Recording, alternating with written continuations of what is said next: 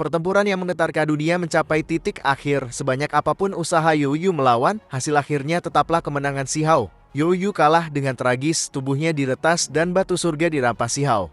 Setelah ini Youyu bukan lagi jenius nomor 1 klan Celestial, melainkan kultivator cacat.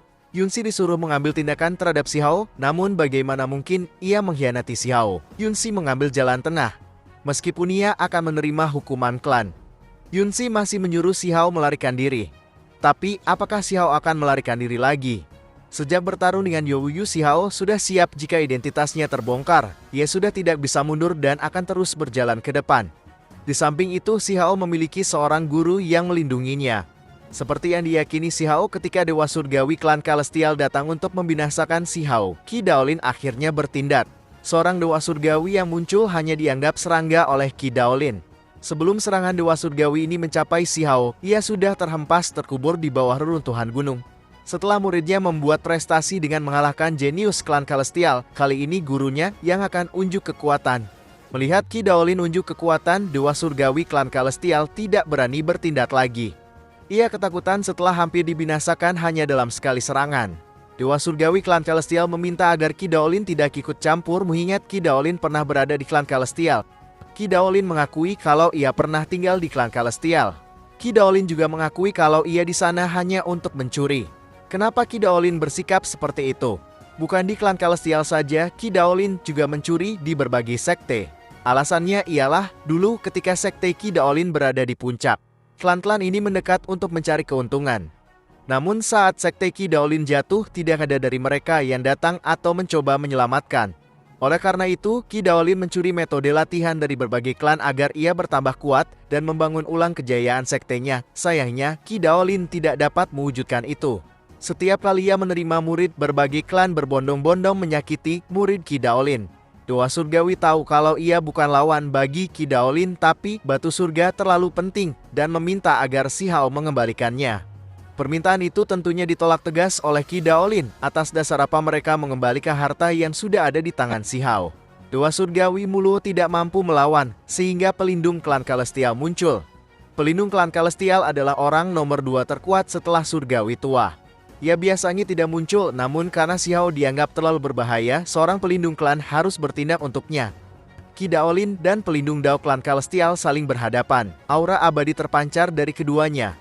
Pelindung Dao klan Celestial ingin Qi Daolin menyerahkan Si Hao. Pelindung Dao berkata, tidak ada hal yang bagus untuk menyinggung klan Celestial demi bocah seperti Si Hao. Qi Daolin menolak dengan tegas. Qi Daolin sendiri mengumumkan kalau Huang adalah penerus dari dojo makhluk tertinggi. Dengan deklarasi ini, Qi Daolin menunjukkan kalau Huang adalah satu-satunya penerus dojo makhluk tertinggi. Mengambil tindakan atas Si Hao sama dengan memprovokasi Qi Daolin. Pelindung Dao klan Celestial tidak mundur hanya dengan ancaman Qi Daolin. Ia ingin mengetes apakah kesombongan Qi Daolin setara dengan kekuatannya. Qi Daolin tanpa takut, mereka berdua saling berhadapan dan bertarung di atas langit. Saat Qi Daolin bertarung dengan pelindung Dao, Dewa Surgawi klan Celestial ingin mengambil kesempatan untuk menyerang Si Hao. Ini adalah serangan sembunyi-sembunyi. Dewa Surgawi klan Celestial mengira kalau Qi Daolin tidak akan menyadarinya. Namun meskipun sudah di pertarungan, kepekaan Qi Daolin masih ada. Qi Daolin menyerang Dewa Surgawi itu dari jauh dan menghancurkan tubuhnya. Qi Daolin hanya menyisakan roh primordial. Pelindung Dao marah, Dewa Surgawi klannya diretas begitu saja. Energi pelindung Dao meletus, mengguncang 3 provinsi yang ada di sekitar. Qi Daolin tidak takut dan malah senang. Qi Daolin berniat menguji keterampilan seni 89 surga miliknya. Baik Qi Daolin ataupun pelindung Dao sama-sama menggunakan keterampilan terkuat mereka. Namun sudah jelas seni 89 Qi Daolin lebih mendominasi. Tabrakan kekuatan terjadi, 2 tanduk pelindung Dao patah dan ia dipukul mundur.